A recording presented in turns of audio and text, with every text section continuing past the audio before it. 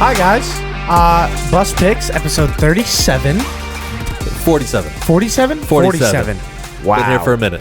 Wow. My name is Dio. That is Don. How we doing? Quick rant. Dodgers are in the NLCS right now. My team. Yeah. Don likes the Dodgers too, but he's a Yankees fan. I'll root for them. I'll root for the Dodgers as long as they're not playing the Yankees. I'll root for a hometown team. By next week, we will find out if we're having Yankees-Dodgers showdown on this show. Which will be And if it amazing happens, to watch. I think we have to do some type of bet. Oh, yeah. I think we will. have to have like something out. something going We'll on. figure something out there. But as of right now, the Dodgers are 1-1. Yankees are up 2-0. Yeah. And I'm a little nervous. We're going to New York. I went to the game where we lost. That was a tough game, and I'm not really excited to go play the Mets because they might be the team of destiny. They're a very interesting team considering that they've literally come back from the dead this season. Grimace is carrying them right now. Grimace and Hawk Tua. And, like, the Dodgers are doing their best to be like, Kike just being like, we just don't really care. I'm not going to quote him because I don't want to. You're not allowed to curse in the first 5 minutes of YouTube, or else you get shadow banned. Yeah. But yeah, and then they're doing like we always did the celebrations, but like now they're doing like PPs to PPs, and that's like its own thing. Yeah, they're doing some interesting ones Yeah, now. They're trying to find their rally. Yeah, and it's just not as good as OMG or like just. Francisco Lindor, just like everyone's screaming doors at him. Yeah. Like it's crazy. But yeah, here we are. Don, give me a fact of the day. Fact of the day. Considering we're the Chiefs' offense is like a big talking point right now on how they've been performing. Not the first time we've run into this under the Andy Reid coaching era. Yeah. In 2014, the Chiefs threw no touchdowns to any wide receivers for an entire season. That's one of the few the facts I did know. Did you know that? So it was Alex Smith, 18 touchdowns that season. No receivers. And they went to a playoff game. And they missed the playoff by one game. Oh. They missed the wild card by one game there. But they averaged 22.1 points per game. Yeah, they were 16 doing wild stuff. But it was the defense that carried them. That was the more interesting thing to me. 17.6 points per game given up under that defense. Currently, the Chiefs are only giving up 17 points per game. We're seeing a lot of similarities, a lot of trends between the Mahomes and Alex Smith era. Are you Doug Peterson, by the way, offensive coordinator for that team, if that says anything about the Jags. Are you starting to this campaign that Patrick Mahomes is not that great? I'm not starting that campaign. I'm not starting that campaign right now. Do you remember what we did in playoffs? Remember But, when we were like, don't bet against Mahomes, don't bet against Mahomes? I'm just saying he's putting up very identical stats to 2014 Alex Smith right now. Yeah, the thing is But they're that's- undefeated. And Yeah, they're that's best the team in the difference. Like it's different. Yes, it very much is. Yeah, they're in the middle of a dynasty right now. It's insane. Yeah. Yeah. Thanks, Don. Let's get into replay review. We're going to go through a few of the games that happened last week. I think we're going to go through 8 of them this week. Interesting week 6. Was that week 6? Week 6. Week 6. Hats off to me and you, Don, because anyone last week can be like, I can lose any bet. We can do that every week. Yeah. But the fact that me and you lost 2 bets. It's not bad. All it's not bad. week. I think in a pick'em league, we went. I only missed one spread. I think You missed. You called 2 games off the spread. I called 2 off also. Yeah, that's not. And then And straight up, I think I got every single one. You got every single, Which is not straight too terrible. money line, which is that would have been a pretty parlay, Don. Next time. Let's go into the first game, the Thursday night game. It's the Niners Seahawks. I had a couple notes on this. Yeah. First thing I want to say is the Niners are so beat to hell. They're such in a tough spot and relying off this defense and Brock Purdy. And I'm expecting Geno Smith and these Seahawks to like figure it out, and then they just quite never do. Yeah. And like the Niners always like they're like, oh, you want to see this cute running back that we're just going to pull out of nowhere that you've never heard bust a game-winning touchdown? Or he slid before he can get Guerrero, the yeah, it's 76 yards to set it up. And I'm just like, yeah, I can understand why 49ers fans get really frustrated with Kyle Shanahan, where you're like, we just keep blowing leads. But like, he sets you up for stuff like that. Yeah. You keep having winning records when your team's beat to hell. Eventually you'll get over the hump. Eventually you'll get over the hump there. My whole stance on the Seahawks of this game was you're being too Seahawks right now. I need you to get out of the mid. Yeah. You're better than this average. Just like, oh, we're gonna flirt with the wild card team. You guys are a wild card team. Some people think you can win the division if your offensive line isn't this bad. Well, tied for first in the division right now. Yeah. But 49ers have the tiebreaker because of this game. Big issue for the Seahawks is their pass rush, I feel, in a lot of ways. They pressured, I should say, Brock Purdy 48.4% this game. 48.4. Highest this week. No sacks, 4 QB hits. Yeah, I mean... And you need to get home. Byron Murphy being out, I think, is a very big red flag for this D-line. He's supposed to come back this week. We're missing a couple people on that defensive line, actually. Yeah. But that's just the biggest name. Yeah, it's just a lot of red flags there. But you also had 49ers able to pull some stuff out of their rookies in a big way. You had Mustafa and Green, safety and corner there, get their first career interceptions. Like we talked about Guerrero going for a 76-yarder. And those rookies affected Geno in a big way. Yeah. Geno, 5 for 14 over 10 yards. 2 picks. Yeah. Only 89 yards. Geno played really bad. He looked... he was running around for his life. Yeah. That was the issue. I mean, we've all seen the pictures that are floating around of the guard. I forget his name, but he's just, like, lost. There's always plays where he's just standing in the middle of the field. It was like 5 or 6 times this season that he's just completely not blocking anyone. If Will Levis wasn't having the generational run he's having, like flying into the sidelines and breaking people's legs, we'd be talking about this offensive guard. But shout out to Will Levis. Do it again. I love him. Spider-Man. I love. You like the Spider-Man over that was the dumbest thing I've seen. You like the Spider-Man over him doing a somersault into a ball boy's sideline and breaking his leg? That was insane. I don't know how he just ragdolled himself. No, I want him in the league forever. I want like one team to always have to, like, he's a starting team every year. Next year I want him on the Jets. If you're going to tank, you just go get Will Levis so we can at least smile while you tank. Yeah, that should be the rule. Awesome. Everybody has Will Levis jerseys. It'll be a good time. Let's just do it. Anything else on this game, Don? Not too much. I mean, 49ers, this felt like a must-win for them. And they came out and played like it was a must-win game. Can I ask you a question about the Niners real quick? Yeah. Do you think that they're still in the elite of the NFC? I think they are when they have everybody. They're missing like 5 main contributors for their starting team, for starting offense and defense right now. Yeah. I think if they could get 3 out of 5 of those guys back in the next couple weeks, they're automatically right back there. Okay. I think they're in it solely because the NFC doesn't have a huge top. It just feels like they have a bunch of good teams. Yes. But not a bunch of like we're elite teams. You could say like the Lions probably.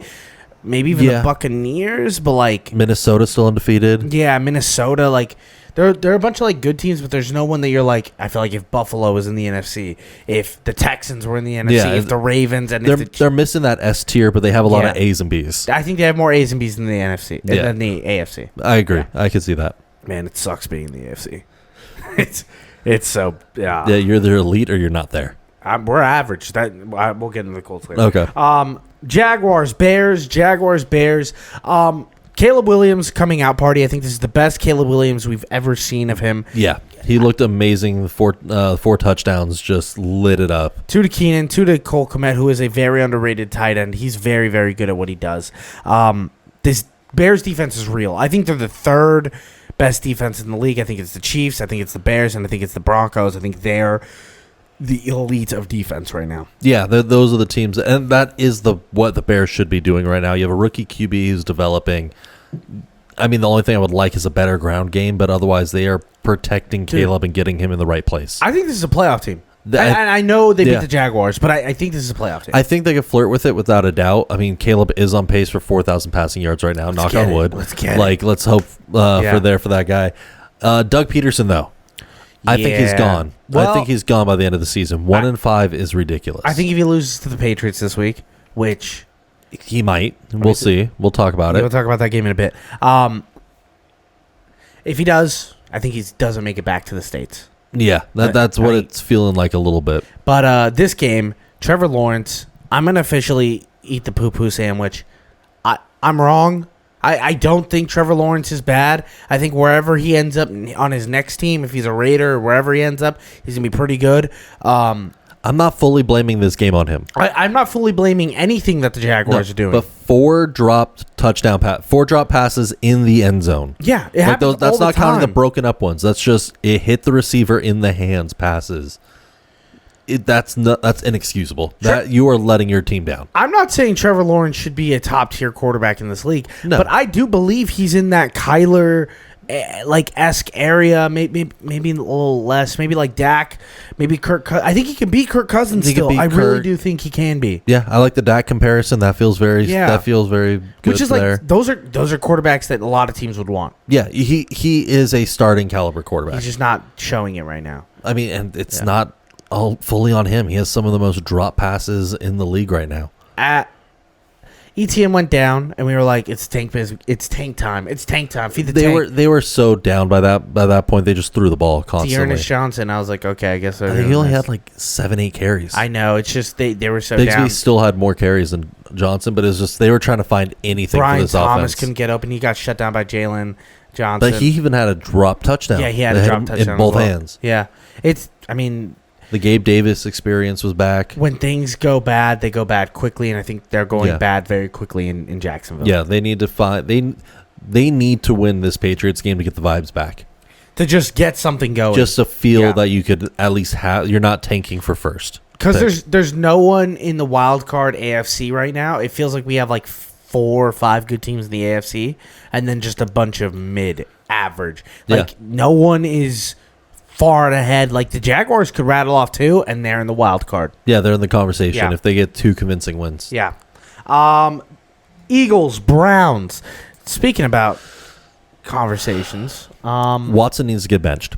no, No, I know why financially they won't, I know what you're saying. but for the good of the team, Yes. the fact that he is possibly allegedly having burner accounts, like hating on the team, saying guys need to We get can't traded. even say like possibly. Look, he has burner accounts. No, he has, but the ones that are tweeting the most right now haven't been officially linked. So that's why I'm Yeah. adding the Amari Cooper, qualifiers. Amari Cooper got traded today off of the Browns Yes. to the Bills for a third round pick. third round pick, which perfect. That's Great. what he's worth. Get him out of there. Yeah. I want to see if we have probably about 2 more years of prime Amari Cooper.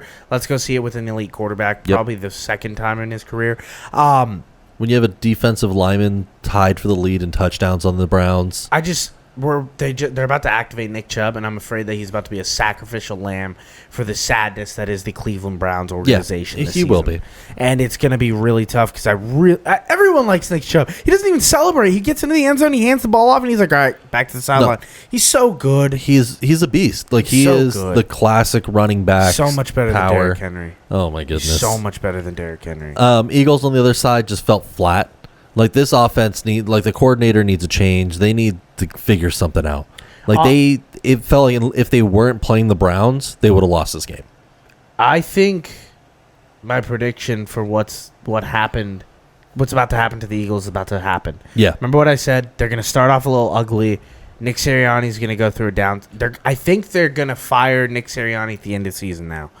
Probably. I want them to fire him now and just like run with Vic Fangio as your head coach interim. Because he has experience and I think he can rally the locker room and get them going. Without a doubt. And he's coaching a great defense Yeah. right now. But Nick Sirianni's like going full crazy. He shaved his head. He's like screaming at players on the sideline. He's bringing his kids into the interview so that way they don't ask him the hard questions and they can just be like, "What are you gonna do? Ask me if I'm gonna get fired in front of my kids." Yeah. At the end of the he's using day- him as a screen. They won. They're still in the conversation for the division. Yeah. They're not ugly. I mean, they're ugly, but they're not ugly. like terrible. Yeah. Yeah. But it's just not where you want this to be at all with this team. yeah. Vic Fangio showing like the leader of men style thing. Cooper Najee in this game was all over the place with, what was it, 6 tackles, a half sack, QB hit, 2 pressures, and only allowing 1 pass to be caught on him Did the it entire game. Put a tear in your eye? It did. Yeah, I it knew. did. Just seeing a young kid go out there and do that, something like that. That was just that was the smart decision. That would move him to slot corner, get your rookie some reps, and this was the game to do it. Yeah, Build I that mean- kid's confidence. Yeah, it's not like Deshaun Watson's dotting people up anymore. Exactly. Did you know? What was it? Was I read earlier today? David Njoku hasn't scored a touchdown since Joe Flacco threw one to him. Yeah, Don, that whole offense is terrible. It's like they're- everyone's talking pack- a 20-point game. They haven't hit 20 yet, but I'm like, that's even crazier. They- Because you have a borderline elite tight end that you're just not using. They're neglecting so many things in and outside that team. Yeah. That whole organization, and I know you want Deshaun Watson benched, and I hear you, buddy, but we have to watch him suffer. We have to watch. So this way he doesn't get another contract. Not even that. Everyone gets to just dogpile this guy forever. I hope so. And there's no ounce. I want him to play every game, and everyone gets to see for one. He gets to sit and realize everyone hates me. Yeah. There's nothing he can do. He can't play good enough for even a few people in Cleveland to like him. No, He they're can't already show- calling for his head. That's what I'm saying. He can't show his face anywhere in this country, and that's what I'm looking for. I mean, that's what I want. He's kind of built that for himself in a way. Yeah. Yeah. Next game we're going to talk about is the Ravens Commanders. Someone said game of the week. A was a game good that one. I told everyone, I don't know how you don't take the over in this game. It wasn't the high level of offense that I think a lot of people were expecting. I think everyone was expecting another 2 touchdowns, 3 touchdowns Over total. it. The overhit, so that was enough. Yeah. Solid game. Just some fun stuff for the Ravens. Derrick Henry now becomes the second player in NFL history to have over 600 rushing yards and 8 touchdowns in his first 6 games on a new team. That's what Going up with Eric Dickerson when he joined the Rams. Eric Dickerson became a Colt after that. Yeah. A little fun fact. My fun fact. And then Mark Andrews tied the franchise record for touchdowns for the Ravens, 41. That's a weak record. Yeah. That's not a lot of touchdowns. But it was held by our other tight end heap, so that's Lamar pretty has more fun. rushing touchdowns than that, right? I think so, but Yeah. we're talking just receiving franchise record. I mean, yeah. But I mean, it was a fun game. Lamar still dominant against the NFC, 22-1. He's the MVP right now, right? I think he's the front runner. He has to be. Yeah, Like, who else? And I know he probably won't get it because he has 2 already and he just won one. But, like, I'm not trying to take a biased pick, but Goff's numbers are like the next best. I think him or Baker. Baker's, like, Yeah. kind of in the conversation. They're in the conversation there without Yeah. a doubt. But on the flip side, I think Commanders have a lot of hope in this one. They're still in the wild card slot, but you could see the offense isn't an issue. Daniels is dotting people up. He's really good, He's huh? so good. Yeah, he's really good. I think him and Caleb, they found...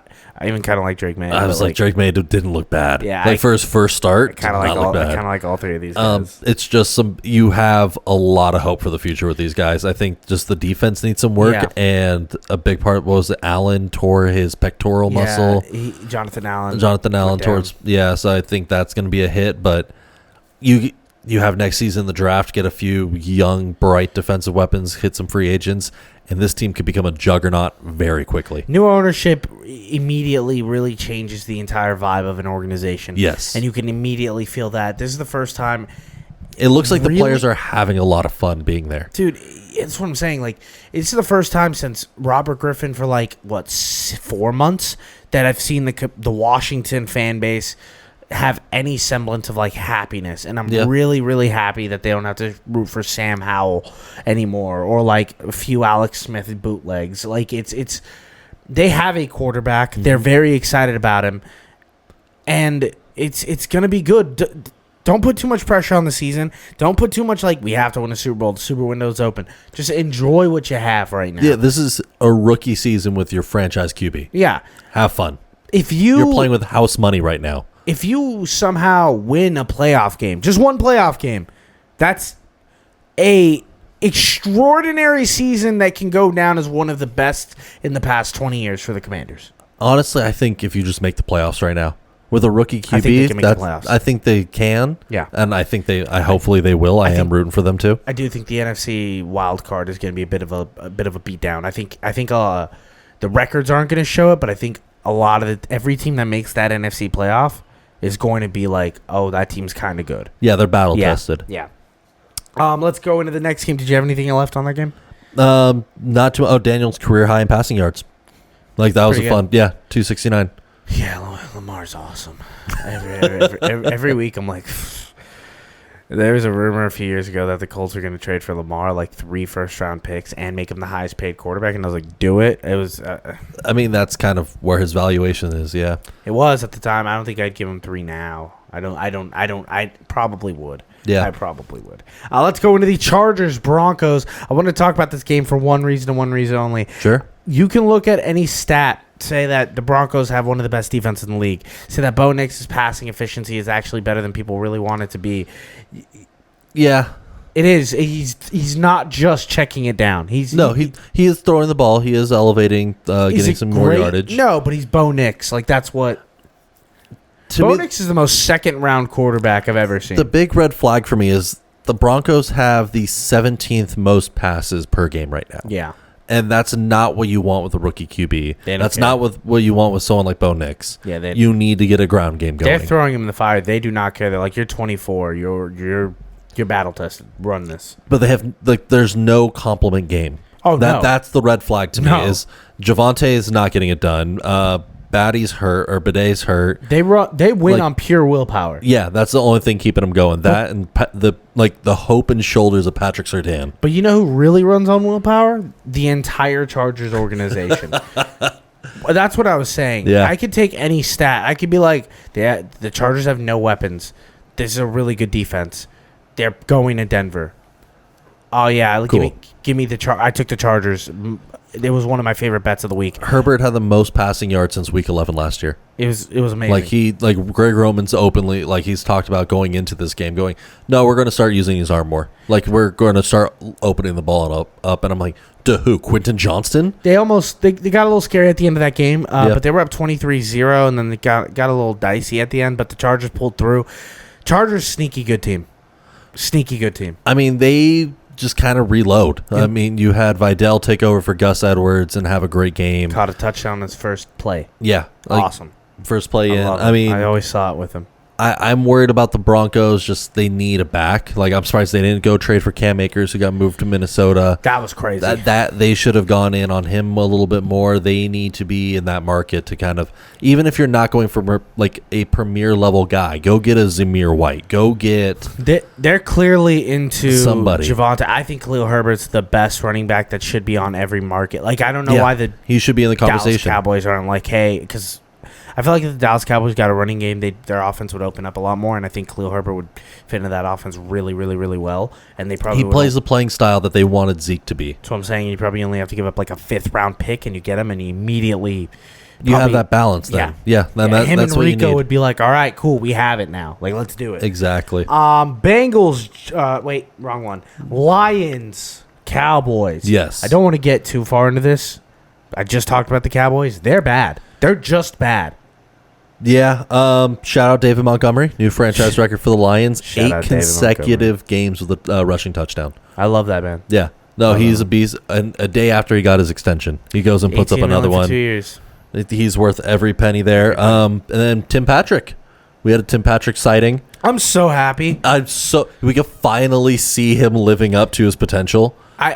I felt he was constantly hurting the Broncos, and we just never saw him doing anything. I'm happy he did get paid on the Broncos before he got all the injuries, but man, it was always a year. It was 2 years in a row where we were like, all right, it's Tim Patrick time.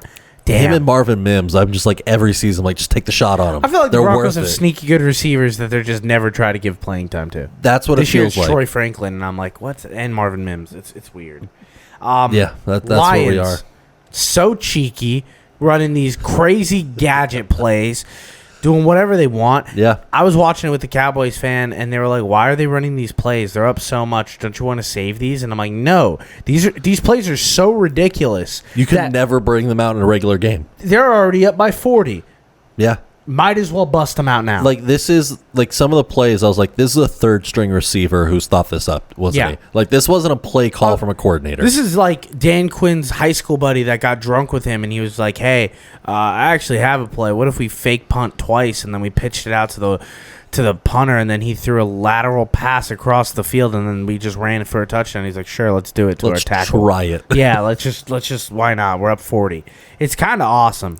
Yeah. Cowboys, their defense is gutted. I think the whole team's bad. I think they have bad vibes now, and I think we are looking at the end of an era soon. Do we blow it up?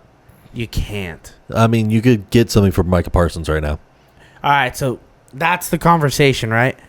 But if you're blowing it up, you don't. That's not the one you want to start with. No, you want to start with CD or Dak. You want to start with Dak, the guy you just paid $60 million. The thing is, they contractually cannot blow it up. Yeah. They're too pot committed. Yep. They cannot. No, They're worse than the Saints. yeah, they're in a bad spot right now. Yeah, because they're paying Diggs and they're paying Bland and they're paying Hooker and they're paying You could move those guys. Lawrence and they're But the two big contracts with Dak and CD kind of lock you into. they You're have the present. You're not looking for a they future. have big contracts all over that team. Yeah. It's crazy. I mean, it's the flashy players. Yeah, And they're not. offensive line too. Like it's a lot. It is. I'm not excited for the Cowboys going forward, and I think a lot of people have just like smelled the roses and they're like, we've It's heard done. this song and dance. It's not that it's done. It's just this is just another year of it. I mean, but it's a year of. Like, this is why early season predictions, I was Yeah. saying McCarthy's gone. They're Yeah, not. I I don't think- even think they're not even in a conversation for the wild card at the moment. No, yeah, they got to completely figure out and re-identify what is going to work in Dallas. Yeah, I don't know what a team culture is. I don't know what their playing style is. Well, I'm going to talk about the Dallas Cowboys later, too. Sure. In Bust of the Week. Bengals versus Giants, the most boring Sunday night football game of the year so far. Yep. If you didn't watch it, here's the quick recap. Bad. Just bad. Rough to watch. Yeah. It was very ugly. Joe Burrow's realizing he might have to score 100 every game just to win games. I mean, it's Daniel Jones might be taking over the Kirk Cousins curse of primetime. Yeah. Like he is 14th loss in primetime out of 15 games. He's 1-14 He's in prime 1 time? in 14 in primetime. That's tough, man. That's Here's the thing. rough. Daniel Jones, I get it. Every few games you're like, Daniel Jones isn't that bad, and then you kind of buy in and you're like, There's something there. but like there's not enough for it's like year 6. We can't keep doing this. I don't know if I'm blaming him as much That's as the problem. 'cause, We have to. We have It's to year at some- 6. We have to at some point, but when it's Wan'Dale Robinson and Darius Slayton as your weapons. Yeah, I know. And Tyrone Tracy Jr. I like Tyrone Tracy I like Jr. Tyrone Tracy Jr., but he's No, I get what you're saying. there's no one It's not for pretty. him to get the ball It's an to. ugly look. When your kicker misses 2 field goals in the fourth quarter that could put you into this game. On record, the kicker didn't miss those. I blocked them. That's a fact. Hit him with blow darts. I did it. I'm on fire this weekend. You have hit a few of them. I've hit a few of them. It's been interesting there. Yeah. At the same time, we saw the Giants' defense is still very good. Giants are going to be like sneaky in every game, and then we're going to look at it and we're going to be like, I'm going to be slowly betting the Giants just to cover every game. And then I'm going to look at the end of the season standings, and I'm going to be like, they only won 5 games. But they're against the spread record is going to be They decent. covered 14. Yeah, that's kind of where it feels like they are. Joe Burrow pressured on 47.1% of his dropbacks this game. Yeah, sacked 4 times, hit another 7, even going to the medical tent during. I know that you are leaning Joe Burrow's way more Dak Prescott than he is like elite. I think it's just because these hits are these hits are adding up. That's my I don't think he was elite coming in. He was higher echelon. I think he's very good. But I think you can't let your quarterback get hit like this consistently. I agree. I think it's a bad spot that they're putting him in right now. Oh, they have put him in his entire career. Yeah. Bills, Jets, and kind of a really sneaky good Monday night game. I thought it was fun. If you fast forward through Every single penalty. every penalty call, great game. Yeah. Great game. 30 penalty calls is a lot to watch. Over 200 penalty yards, correct? It was 204 penalty yards, Yeah. 30 flags thrown, including the offsetting and decline penalties. I think it was 24 accepted penalties. That's insane. Yeah, there was too many. Aaron Rodgers looks bad. Don, you're right. A big part of that is he's nursing ankle and knee injuries at the moment. He's gonna be nursing it all year. Yeah, he's been sacked. One of the highest. He's a top 7th. I think it's 18 times. Yeah, he's a top. Top 7 sacked quarterback in the league, and that's including Deshaun Watson. He runs into sacks too. Yeah, Deshaun. Yeah. We did get to see vintage. It was so sick. See the Hail Mary? That they showed the montages of all of his Hail Marys. Then they called. Then he said hike and threw a Hail Mary touchdown. Yeah, to Lazard there. That was interesting to see. That was a lot of fun. I was just like, that's the thing. Like, I don't think Aaron Rodgers is bad. I know he said he's bad, but like, I don't think he's bad. I just think they gave him way too much control. Yes. And his style of offense is no longer what he can do night in and night out. He like, can't it's not gunsling great. like that anymore. Correct. Unless he had one of his best friends back to play with him. Henceforward, they trade for Devontae Adams. I think it's the right move for keeping, if you're going in on all, because They with are. Saleh, you've already gone all in on Rodgers. This is the move the They've organization clearly had to said make. they're like, this is Rodgers' team. This is the closest to what people think LeBron does for the Lakers. Yeah, I mean, Yeah. considering Mike Williams was literally cut hours after They dropping that blamed pass. the game on him. Yeah, no, Aaron Rodgers fully blamed in the post press game. Fully blamed it on Mike Williams. He threw back-to-back game losing interceptions. Yes, He and did he's it- still finding other people to blame. He did it Stephon Gilmore in London last week and then did it on Monday Night Football in front of the world. He did it back-to-back primetime games and somehow got his coach fired and his best friend back on. It's kind of pimping. It's kind of sick. It's insane to see. Like, wild thing to claim is Mike Williams ran the wrong route. When Mike that Williams, ball, I hope he gets on. He should be on the team. Man. he's going to find a team. Like, he's too good of a 50-50 ball end zone guy Yeah. to not find a team. Well, he hasn't been this year, but yeah. I mean, he hasn't, but they haven't used him in that capacity. They're using him as a field stretcher, and it's like he's not. He is. You need a jump ball 15 yards away. He's that guy. Yeah. He's perfect for that. He is not going to be the guy that's going to run the seam route down the field for you. The Buffalo Bills had a really good game. Josh Allen is really good. I think Ray Davis is showing a little bit of flash with James Cook being out. Yep. They definitely need a number one. I think Getting Amari Cooper is a huge step for this offense. I think Devontae Adams almost immediately makes an impact. I don't know if Devontae Adams on the Jets is something I want to be invested in the future. I think he's it's going to be fine. hyper targeted, considering they've been able to target Garrett Wilson for the league leading. 22 targets a game. Yeah, so I think Devontae getting 12 of those. I think he'll And get he's- like 8 to 9. I think he's going to get more just because it's Roger. If he goes to any other team, 8 to 9, fair. That's where it is. 8 to 9 Rodgers is a did lot not. of targets. 8 to 9 is a lot of targets. Rodgers did not go get his best friend to only give him 8 to 9 targets.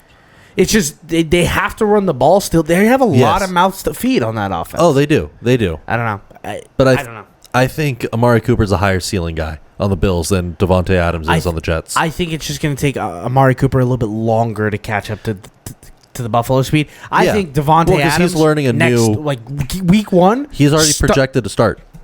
If you have Devontae Adams in fantasy and you're feeling any bit nervous, you're like Devontae Adams. Or It is like, against the Steelers. I Does don't that ca- change? I don't care. Devontae Adams will receive no less than 11 targets tomorrow on that game. Sunday night. Sunday Night Football. He might make it my bet of the week. I mean, that's not a bad one there. Yeah, they're going to force feed him the ball. He was an hour after the trade was officially announced, he was already behind Rodgers and Yeah, they were hanging out together. Yeah, they're already hanging Yeah. out. He was in New York already. He knows the playbook. It's Nathaniel Hackett. It's his offense, so it's not learning anything new. No. You're wrong. That's Aaron Rodgers' offense. Nathaniel Hackett's just really good at keeping beers cold. That's his whole job. That's his entire That's job. his whole thing. Other than that, Don, you got anything left on this game?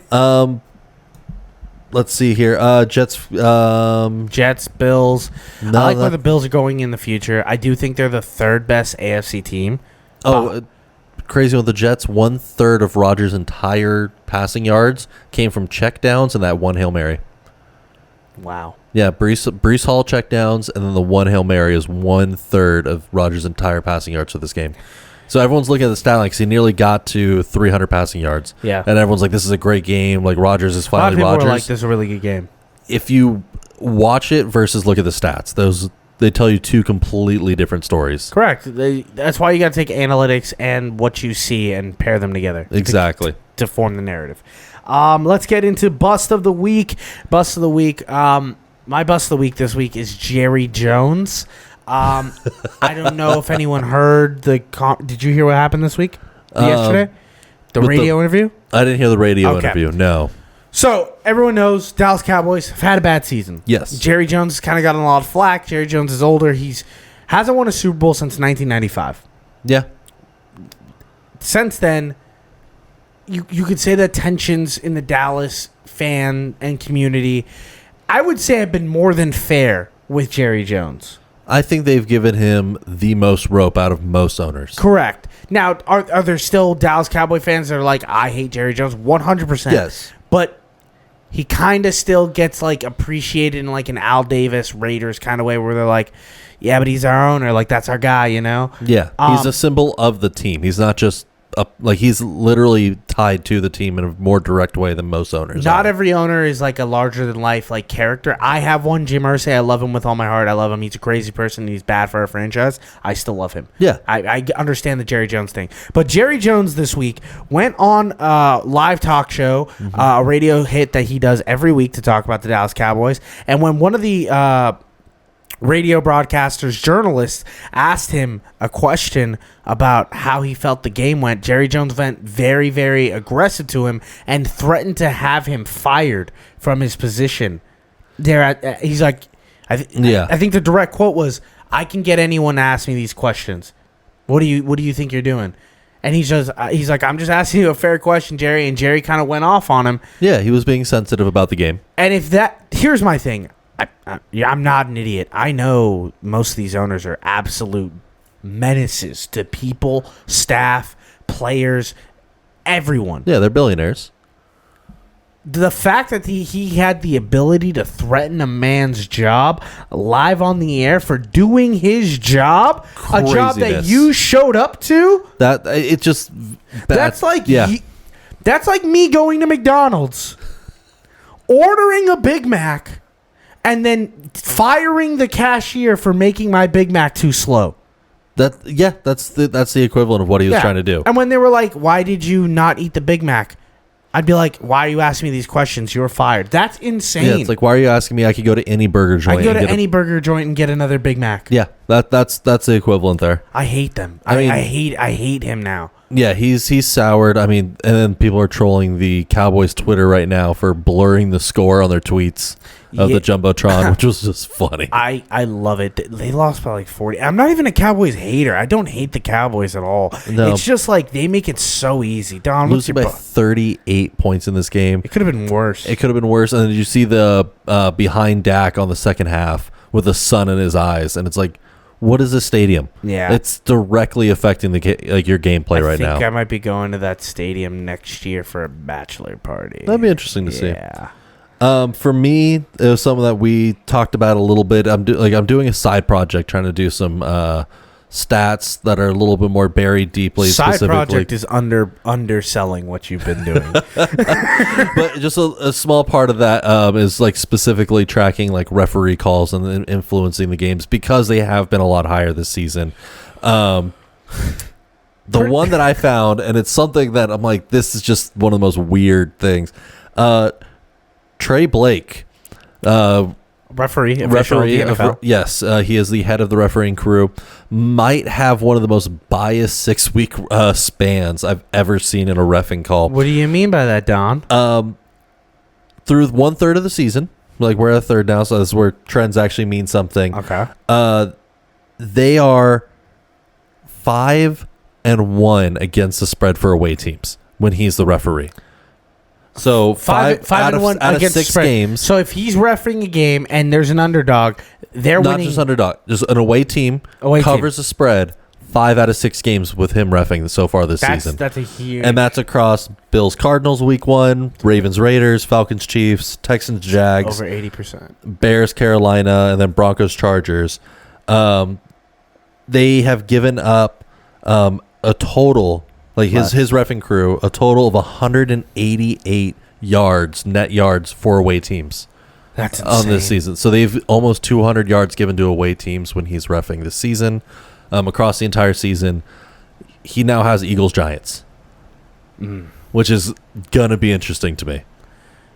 So he calls a lot of penalties. They are calling Everything. They are calling more penalties on home teams by a 15-3 Don, I'm ratio. gonna tell you right now, I do love the Giants in that game. I'm not mad at the Giants in that game. Giants in that game. I'm not mad at the Giants in that game, but I'm just saying it's with him reffing away teams cover the spread, I think at the highest clip than any other reffing crew right now. That's insane. Yeah. Can we keep an update on that? Maybe like I'll keep a track of this. Is just fun for me. Yeah, maybe we'll put that in the. I mean, if it goes section. for another 2-3 weeks, I think you kind of just got to bet the trend. No, Buck, throw away the 2-3 weeks. Buck that trend. We're on it now. I'm betting the Giants money line. Definitely cover spread, but definitely money line too. To get Nick Sirianni fired. It feels like the perfect plots and planets converging to make the perfect NFL storyline. That would be that would be the death nail for Sirianni, I feel. Let's get into play ball. We got way more games to talk about this week than we ever do. Let's go through them as best as we can. Sounds good. Thursday Night Football, Broncos versus the Saints. We're getting the return of Sean Payton in New Orleans. Going to be a rowdy crowd, I think. Yeah. We're not getting Derek Carr. We're getting Spencer Rattler versus Bo Nix, a matchup we've seen before. I think that's a fun matchup for this game. Like, it's definitely going to be a lot more exciting. You have Patrick Surtain out, leaving the Broncos defense kind of vulnerable, Chris I feel. Olave also out. Leaving a lot of questions on the Saints side. Taysom Hill probably not going to play with his fractured ribs as well. So it's going to be more of a Juwan Johnson, Rashid Shaheed game. I think the Broncos are going to cover here soundly. Okay. I know you're probably going to go Saints because you've now tricked yourself into thinking the Saints are good. I think the Saints have completely shown me the team that I thought they were in the preseason. Mm-hmm. I think the Broncos have a little fight in them. I think they're screaming we're a 7-10 team. 7-10 team. I think when they play NFC teams, Sean Payton's going to show, hey, this was my franchise. You guys are never going to be what you were without me. I'm not mad at that. That's what I'm taking something similar to the Broncos. I'm taking Devon Vellele over 40 or over 34 and a half receiving yards. I don't know how his line is this low. 34 and a half. 34 and a half. You know Sutton's going to get the Marshawn Lattimore treatment. Mm-hmm. Like that's going to be the big fight there.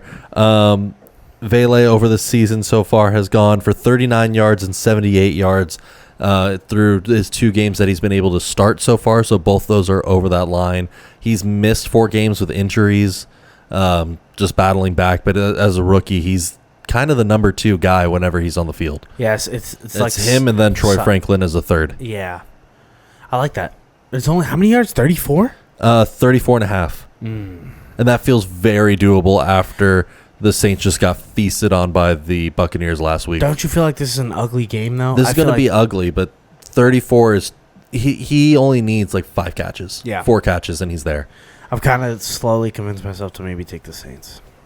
I don't know what I just did. I just flipped my brain. Yeah, I just saw you go through a total, like you just shut down and restarted. I thought about it right now, and I was like... They want me to bet the Broncos. They really, really want me. I'm going to stick with the Broncos. I believe in my take. Homecoming for Sean Payton. Speaking about a homecoming, the Patriots are going in London, Don. We're going to go to London. We're going to go beat the Jaguars. I'm not a Patriots fan by any sense, but I'm a Drake May fan right now. You tell me that the Patriots are going to England to show these English people what real sports are? How can I not bet the Patriots to win? It's going to be an interesting one. You have Ramondre limited practice. He's looking to come back this week. I think he plays.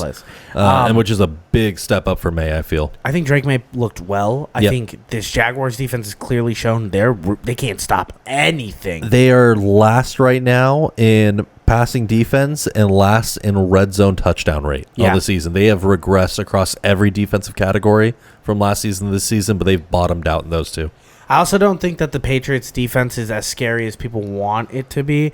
They got good corners in Christian Gonzalez, but people are banged up.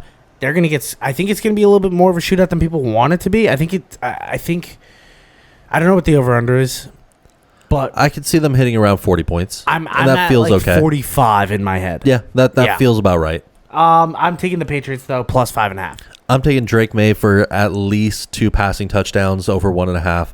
depending on how the line appears wherever you want it.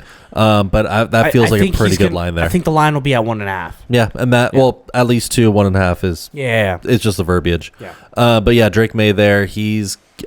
I'm liking how his connection is going with Demario Douglas. He's clearly using Hunter Henry in the right way. I think Hunter Henry's the guy that you want to be like, all right, let's maybe DFS games or like you want to get a prop out. I think targets for Henry, but that's something to definitely look into. Another game, I love this game. The Lions Vikings. I saw this game. I was like, we get this already off a bye week. The Vikings with a new addition, Cam Akers, who might be playing on this might be playing this week. Aaron Jones possibly coming back this week, which is going to be interesting. Justin Jefferson fully back in practice, going. He's been dealing with a little bit of injury, but after the bye week, he's like, all right, I'm ready to go. Yeah, Sam that Darnold, bye week came perfectly for the Vikings. That's what I'm saying, and their defense is good. Saying that the Lions came off a huge beatdown against the Dallas Cowboys. Did lose Hutch for the season, which is definitely tough. But devastating. I still think this defense can rally. I think Dan Quinn can still get his coaches going. I really want to take the Lions here. Why do I like the Vikings here, Don? I mean, I understand why. It's home. They got the bye. Yep. I think that's the biggest thing is they have the bye week. They're coming in fully prepared. They're not missing any of the big premier players on either side of the ball. The same way that Hutchinson's leaving a giant gap there. And the Lions defense, their pass defense is still very suspect. Like they've made improvements. They are getting better, great. But it's not great. I think this is a Justin Jefferson. I like a Jordan Addison in this game. For anyone wanting to take a shot on him. It's been a while since he had I feel like he's due for like a 40-yard touchdown every few weeks. To show that he's still the speedster. Yeah. There's rumors that Hawkinson comes back for this game. I don't think he's fully back, but he is being seen in practice. He's flirting with it. He flirts. He's flirting with it. I think this is the game. If there's a blowout, like they may suit him up and then bring him out towards the end if they're up, kind of thing. Get him some live reps. For me, I'm taking David Montgomery to extend his streak 9 straight games with a rushing touchdown. That's got to be negative money, though. It's like minus 130. I'll still take it. Yeah, it's still not something I'm mad at. I would take Addison Tutty as well. I'm going the over in this game. I'm taking it over 49.5. I think about it. I look at it every which way. I still think both these teams are going to end up putting up 20 each at the minimum. So I'm like, okay, if one of them pops off a little bit and we're already taking 2 players to score, then why not just go all in? You know? I like that. Let's go into our next game. It is the Texans versus Packers. I think these are 2 really good teams on around the same tier. I would say the Texans are a little better, but still very good game. I really want to take the Texans here, and I'm going to. I'm taking the Texans plus money, plus 2.5. Sure. I think that they're better, and it sucks saying that because I do hate the Texans as a Colts fan. But everything I've seen from them, I'm like, this is a well-coached team. Their offense is not stagnant. They're doing fun things. They lost Nico Collins, and they're still able to adapt. I don't think they're as explosive, but defensively, they're quietly a really good defense. They are top, what is it? I have it here. They are top 13 in both pass and run defense on the season. That's good, man. They pressure the quarterback at a higher rate than any other team so far this year. Yeah. And they don't have a top blitz rate. They're just able to get to the QB rushing 4. Daniil Hunter and Anderson? Yeah, Anderson. On the outside. They're a really good team, man, and I'm really angry that they're a good team. I don't like it. I think the one split to me is Jordan Love is very good against the pressure. He gets the ball out a half second faster than his normal drop back. Last season, 10 touchdowns to 1 interception when he was blitzed. This season, he's the 14th most blitzed quarterback, and he's still very minimal mistakes when he's blitzed. For me, I'm taking Love over 253 passing yards. That feels like a gimme. That's what I'm surprised the line is low. I looked into it. If you took that and the Montgomery touchdown, you'd have a nice little 2-team parlay, probably like plus 200. At least, like somewhere around there. Yeah. The big reason is Minnesota has only had 1 quarterback pass for that many against them this year. Minnesota, they're playing the Texans. Or not Minnesota. My apologies. Texans haven't had many quarterbacks throw for over 220 yards against them this season. Anthony Richardson's one. Anthony Richardson, I think, got like Josh Allen didn't. Josh Allen did not. Richardson was still under his passing line for that game. Yeah, but he threw over 220 yards that game. Yeah, but I'm Yeah. saying like that's the reason is I think only one quarterback has cleared their passing line prop against the Texans so far this season. That's sick. But I'm thinking this is the game to do it. You have Christian Watson back healthy. Yes, you are missing Wicks most likely. Dontayvion Wicks isn't playing, but they're Like- moving some guys around. Floyd's apparently probably going to make his debut this week. Lloyd. Marshall Lloyd. Michael Lloyd is going to be interesting there. And then you're also getting a Bo Melton step up in that kind of role, I think. Kraft is good. You have Kraft. Jaden Reed's like silently showing you why he's this top 7 receiver in the league right now. I mean, not skill wise, but stats wise on the season. I mean, he is. he's like T.Y. Hilton-esque, where you're just like, yeah, he's quiet, and he's just like doing his He's own just consistent monster stuff that no one's talking about. Yep. Yeah, I like the Texans here. You have McKinney, 5 interceptions on the season. Does he have an interception every game? No, he didn't get one last He one. did not get one last week. He's missing 1. Rams Raiders. I don't want to touch this game too much, but I did want to touch it for one reason. The Raiders feel like they're in absolute shambles. Yes. It feels like they're going the wrong direction. They feel a la Dallas and Jacksonville. Rams kind of got the same vibe, but they're hurt. We know they're hurt. Stafford is reportedly nursing a small injury. I think it was his back. Don't quote me on it. But he is slightly banged up. Cooper Kupp might come back this week. They're flirting with the Puka Nacua in the next 2 weeks. I think this is a Rams off a bye week. Kind of figured it out. Raiders are going through their own turmoil. Yep. It seems like Antonio Pierce, I don't want to say lost the locker room, but the drive's getting a little bumpy. Yes. And I think this is where Sean McVay's like, hey, guys, remember, I'm a really good head coach. I'm going to take them -7. I will not take them if it gets to 8. Yeah. 7.5 is my This line is already moved by 1.5 points. Yes. Because it opened at -5.5. Hopefully you got it early. It's at 7 right now. Yeah, and I'm comfortable taking it at 7. Also, I think Brock Bowers' passing line, it hasn't. A lot of these lines aren't fully out for this game yet because we don't know what's going on with Puka. Yeah. And so when there's a few big name players in the mix, they kind of hold back on some lines. What's your line for I would say Bowers? Brock Bowers at least 6 catches. Like that feels low. I would say 6 to 8 catches feels right for him. He's really the number good, one eh? target. He's just the number one target. There's Yeah, nobody else. yeah. Like it's not Trey Tucker. Jacoby Myers. Jacoby Myers is okay, but he's not the number one in this team at all. Alexander Madison gets a couple things. Yeah, their offense went from people being like, this could be a really good offense, to being like, damn, they really don't have. It's a one-trick pony now. Yeah, I fear that the Raiders might be in a really bad spot for the rest of the year. I think so. Madison is fine. Is the number 1 running back, and that's not a good spot to be. It's never a good spot to be in. Next game we're going to talk about is the Chiefs. Chiefs? Yep. Who did Yeah, they play? Chiefs Niners. I ended up writing Chiefs Rams back-to-back Rams games. So Nah. Chiefs I Niners. might watch that 2022 game again. The 2016 game. Yeah, where they just lit each other up. 2018 game. 2018. Yeah. Chiefs Niners Super Bowl rematch. Not really getting talked about the way that usually a Super Bowl rematch would happen. This doesn't feel like the same teams. I think the Chiefs feel the exact same. The Chiefs feel very similar. 49ers missing McCaffrey, Hargrave, Greenlaw, and possibly Jordan Mason. With an AC sprain. I think it's a very different style. Why are the Chiefs underdogs, Dom? Because they don't put up points. I understand that.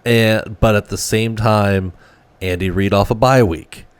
He is one of the most dominant coaches coming off a bye week. I'm taking the plus money. Don, Yes. we made a deal long time ago. You don't bet against Mahomes. We don't bet against him as an underdog. If Yes. there's ever a time where we're like, we'll just burn that with that bridge. But if he's an underdog and we get to bet a Super Bowl winning quarterback plus money, I saw it with Tom Brady for 20 years. Yeah. When you get the chance, you pull the trigger, and I'm pulling the trigger hard. I'm in lockstep with you there. Okay, cool. So we both think the Chiefs are going to win this game. Chiefs averaging only giving up 17 points per game, like we were talking about earlier. They are the number 6 defense across like all metrics averaged out on the season so far. I still think the Niners put up points this game. The Niners will find a way to score, but with Ayuk not coming around to form still. Like he's had moments, but he's He's there. not Ayuk He's yet. not Ayuk yet. He's not Ayuk yet. They've moved completely away from Juwan Jennings. And with he's just not like a every week guy. He's like he'll give you like 4 to 5 really good games a year. yeah, and I think this is a game where I would hope because the Chiefs are very good at taking away your number one option, Very good at it. and with you're probably starting rookie backs. If Jordan Mason misses, Yeah. it's Isaac Guerrero. If they're gonna remove Ayuk. This is a Juwan Jennings, George Kittle game. You need to get those I two think guys. it's a George Kittle game. Yeah, you need to get them going and going early. Jets, Steelers, Sunday Night Football, another Uggo game. What is Tomlin doing? Okay. Because we got to talk about Russ. Okay, so the calf is healed, Don. I don't know why he did this. I don't know why, and especially coming from Tomlin, why you would say like, "Hey, I know Justin Fields hasn't been playing the best, but he's been playing enough for us to win. Let's just stir up a little controversy. Maybe Russell will." I feel like they kind of need to do that for Russ's pride and ego. I think that's an ego play. I think it's an ego pay, but you're not paying him anything. You're paying him a league minimum right now because the Broncos are still footing the contract. I don't think that matters. I think it's more of him being like a player's coach because he is a player's coach. He is a player's coach, but Yeah. you have Fields 4-2 on the season, 10 passing touchdowns to 1 interception. That's not a bad line. He just came off 2 rushing touchdowns last week. I think they just feel like he can't do what Russ can do passing. I mean, they still think it's Justin Fields' game. They're still saying it's Russ Justin is Fields. taking first team reps all week. I know, but And then when talked about it, Tomlin in the presser yesterday was saying they were asking about is it time for a change? What's contributing? What's the thought process? they're 4-2. He said, "quote I'm not worried about the time and statistics such as that. Stats are for losers." I love Tomlin. He's the only coach who could get away with saying something That's like not that true. right Dan now. Quinn says that, and you're just like, yeah, stats are for losers. I think Football. I think the big difference. Well, we'll see with Dan Quinn. Yeah. like Ben Johnson's going to be the first test. Tomlin doesn't have a coaching tree, and I think that's Can I tell you the most overrated thing in all of sports? Sure. Coaching trees don't matter anything. They don't mean anything. They don't reflect how well you are as a coach. no. But to me, it's how well you are at passing along knowledge. Can I ask you a question? Sure. Who's the best coach of all time? I mean, It's Bill Belichick. It's Bill. It is Bill. All right, cool. Name me one of his coaching tree. I mean, you had guys come out, but none of them being very successful. Correct. Yeah, but you've had Andy Reid's the only one. I mean, Shanahan's and all that. But I'm saying is you've had Phase. guys take shots like the Matt LaFleur's, but you've had guys take shots on guys coming out of Bill's program, Yeah. saying like, "Hey, they must know something. They got to do something." I can't remember the last shot someone's taken on a Mike Tomlin coach. There's a couple ways to coach in the NFL, Yes. across the board. You can be a tactician. You can be really good at figuring out like scheming against other teams. He's a motivator. He works with the team, and more than that, he's the general. He is in charge of keeping the ship afloat and keeping it on course. And that's why what he does really, really, really he does. well. He does, and that's why this is a very head scratching move to me. Yeah. Is because the team is winning. The Yeah. team has been successful, Yeah. and you are making a big shakeup for the sake of one player's ego. Well, we'll see. Maybe Russ is better in the offense. Maybe they are expecting more from their passing games. Maybe George Pickens having his moments on the sidelines or something that Mike Tomlin is saying behind closed doors. We don't know. We those don't things. know yet, but here's what I do know. I know I'm hammering the Jets. I know I I'm not love mad at the that. Jets minus 1.5. I love it. Yeah, no, with a major change like this, it does feel like If it's what's Russ. going on. If it is Russ, If I get Justin Fields, I'm probably still taking the Jets, but I'm not hammering it. If I get Russell, I really like the Jets here. yeah. I think my big thing is there's a red flag when you have 2 quarterbacks, because if you have 2, that means you have none. Yeah. And that's something I normally say going into week 1. Isn't it crazy? Not into week 7. The only time that's never been true is like the Texas Longhorns right now, who have Quentin Ewers and Archie Manning. Yeah, but I mean that's you could get away with a lot more in college than you can pro too. But like that's like the only time it's ever happened. Yeah. Um, For me here, I'm taking T.J. Watt to force a fumble. All right, cool. Yeah, let's do it. I think it's a fun player. He's gotten 3 on the season. Rodgers right now is getting sacked 2.7 times per game, 16 on the season, sixth most. He's dealing with his ankle injuries, and we saw it get exacerbated last week.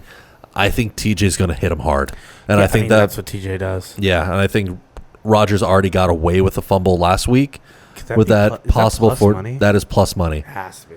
Yeah, that is plus money. His sack line, it hasn't been officially announced Probably yet. like 1. It's 1.5. Okay. Well, it hasn't been. I don't think I take that. That's the estimated line. Not a lot of books have it because we don't know what's going on with Russ and we don't know what's going on with Devontae. Yeah. Keep an eye out on that. We get 2 Monday night games. Ugh. Well, you're playing on one of them. No, I know, but and it's a good game. I'll talk about it in this next one. But the first game, yeah. Ravens Buccaneers. Ravens Buccaneers is going to be a great game. It's a good I game. think it's going to be a fun game. 2 high power offense. Yes. I love the over here, 48.5. Feels good. Feels right. I think I'm right about the Ravens defense. I don't think they're that great. I think the secondary is a little suspect. We still have one of the best run. Yeah, I think the secondary is the problem. Yes. That's what I mean by that. Yeah. And I think Baker's pretty good. I think he's going to get hit a lot. I think Baker got away with it last week. 3 interceptions and still putting up points is ridiculous. That's what he does. Yeah, but that's I don't. Baker Mayfield. That's baby. Baker That's Mayfield. Baker ball. But I think you can only do that against teams like the Saints who aren't going to go punish you for every pick. Here's why I don't really lean anywhere in this game in terms of winning. The only thing I lean towards is Lamar Jackson is the king of the NFC. And every NFC owner should be praying in their seats that they don't get to see him in their conference, because I think he's 15-1 against the NFC. 22-1. That's insane. Yeah. The only thing that scares me a little bit is Vita Vea is playing at an all-pro level. Yes, he is. Vita Vea is insane right now. And what he's doing against the run is quite literally the only thing that the Tampa Bay Buccaneers have going for them on the defensive side of the ball. But I'm expecting a Lamar Jackson, Zay Flowers masterclass. Zay's already gone for over 100 yards 2 games in a row. It's very good. Yeah, Lamar was slinging it last week. Yeah. For me, I'm taking Chris Godwin over 68.5 receiving yards. It's a big line, Don. It's a big line. I think it's a Mike. It's what we talk about. The Ravens secondary is vulnerable. It is vulnerable right now. Mike Evans is going to be the focus. Godwin he has been a yak guy consistently throughout the season. I think that if he gets 5, he's over this line. I like it. Is that the only one? That's the only one I really want to take. This game makes me pause. Give me a pick on this game. Give me something for this game for you. I think Mark Andrews also over 40 yards feels fine. I want you to put your hand on this table and tell me you're taking the Ravens. I am. I 100% am. I'm not going to take the Ravens. Yeah. I just don't if I'm giving what is my best you've pick. Been real gun shy for a guy whose team is clearly probably playing the best football in the league. It's more if I'm giving a pick, I'm trying to find what's the best value, and I feel more very secure in more player props because I think that the Vegas lines are tracking trends that aren't. You're trying to find your edge. You're trying to find the edge, and I think these have a better edge than most spreads. Gotcha. They've spreads locked, are tight. The spreads have been tight this season. Over-under's been tight, I feel, this season. So I've been making my money on you've been living on it better than I have. Yeah. Finding his receiving lines is kind of where I feel in my bag. Don's also gambling in our pick in the play ball section. Don's gambling at a 58.6%. Yeah. I'm at 57.8%. Which is awesome. And then for our pick of the weeks, we're both 4-1. It's not bad. It's not insane. bad. We're having great seasons. Last game we're going to talk about is the Chargers versus Cardinals. And this is why I groaned earlier. I think the NFL is fully testing fans right now is how far can we push them? No, because it's not only a doubleheader Monday night. Kyler. No, I think it's going to be a great game. No Marvin Harrison. But it's a doubleheader Monday night. Yeah. This game has the late night slot. Yeah. And it's behind a paywall on ESPN Plus only. Wait, what? They're only ESPN Plusing this game. We gotta get ESPN Plus. So that's why I'm groaning about this. Is it's not just a doubleheader. It's a doubleheader that the NFL is clearly going. That's fine. You have to really fight to find this, and I think this is going to be a litmus test. Nothing better than betting an under and not watching the game. That's what I'm doing. 44.5 under. Sure. I think the Chargers play a certain way. I think the Cardinals play their certain way. I think this game ends up at around 20-14. This is like a 2013, like a nasty game. No, I agree. That It is. no one watches. I think that's going to be this. Actually, let's we're Sure. gonna clip this. Ready? If you want to, after watching an amazing Ravens Buccaneers game on Monday night, and you're like, I want to watch more football. There's another football game on, and you're like, it's on ESPN Plus. I mean, I have it, but let's all make a stance. Let's all hold hands, Sure. and let's be one with together, and just be like, hey, let's not let the NFL keep getting away with this. Because that's what this is to me. It is. If They're the testing they're testing if they could get away with something like If this. they can be like, you have to pay extra Because for we Monday already night have games. that with Thursday night games. I'm not doing that again. Yeah, it's ridiculous that they're trying to pull this stuff. I'm not a pirated guy. I think you should pay for your media because people work really hard to put out art and their product. But the second that it's so criminally like in your face about like, hey, we are really just trying to steal your money for every single cent. Yeah. Well, then sorry, I'm gonna go pirate it. And I know you think your guys are doing really well at cracking all these streams. I'm gonna tell you something. You're not. There's 47 websites that I have links to that have servers. Allegedly. Allegedly. I allegedly might have these things in my bag ready to go. NFL, you'll never stop me from pirating these games. Allegedly.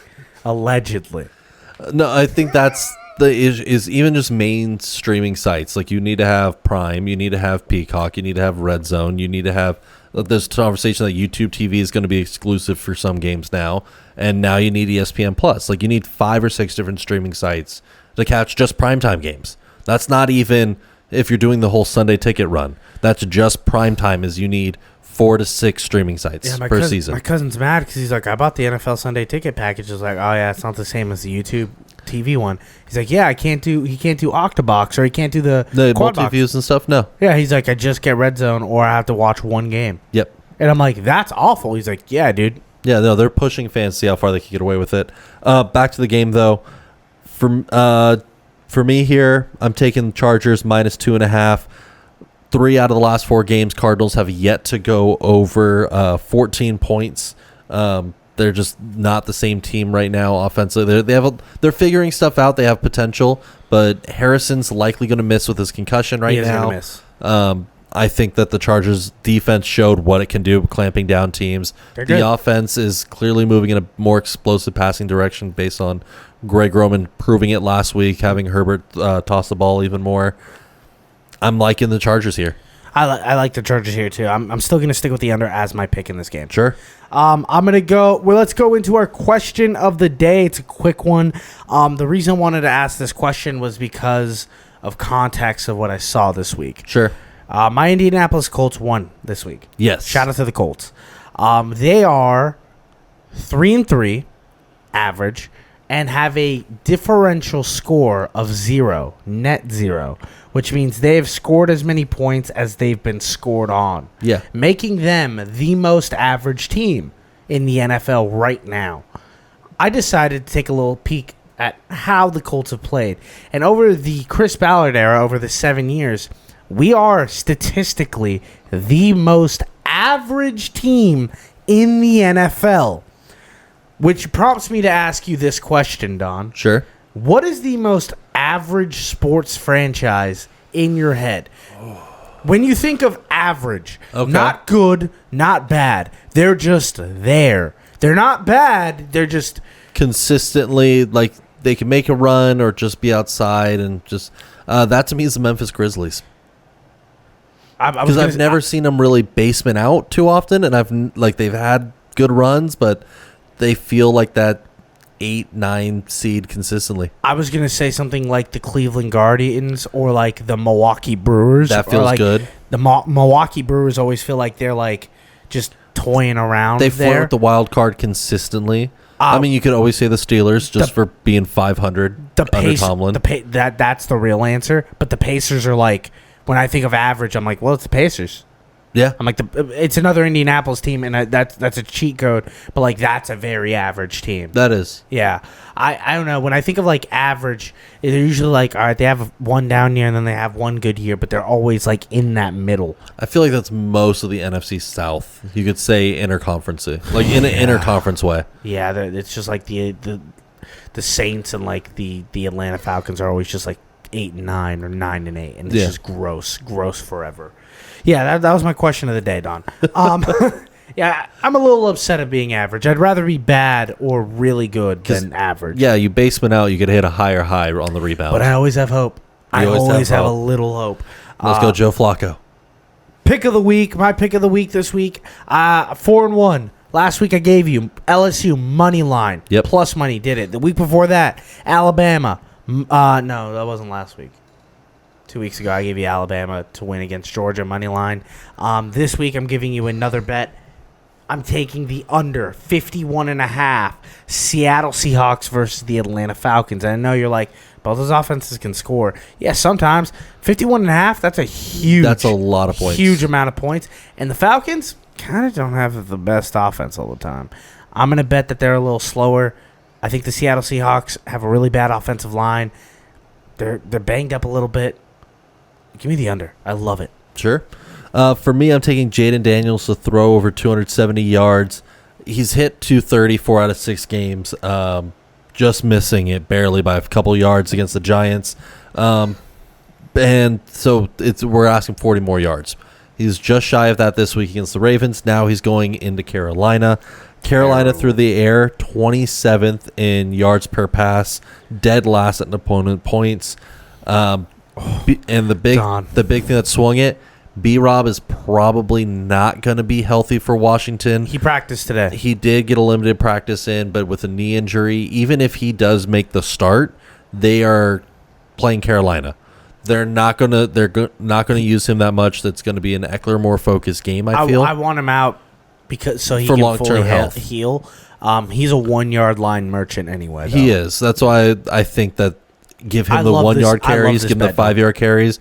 This is going to be Daniels dicing up a Carolina defense. Commanders was almost my pick. Yeah, I can see that. My pick for pick of the week, especially with how bad their defense is. Dalton's not having a bad season. Yeah, he's not great. They're not playing efficient offense. They're not playing efficient offense, but they're going to put up 3 touchdowns. I don't even think they can do that. I think they get like 2 and a field goal, maybe 2 field goals. That means Daniel's still got to throw the ball. Yeah. And that's what I'm betting on. Well, thank you guys so much for listening to another episode of Bust Picks. We went through a lot today. Yeah. Next week, we're going to do a little bit of an NBA preseason run through because the league starts next week. But remember, my name is Dio, that's Don, and pray for the parlay.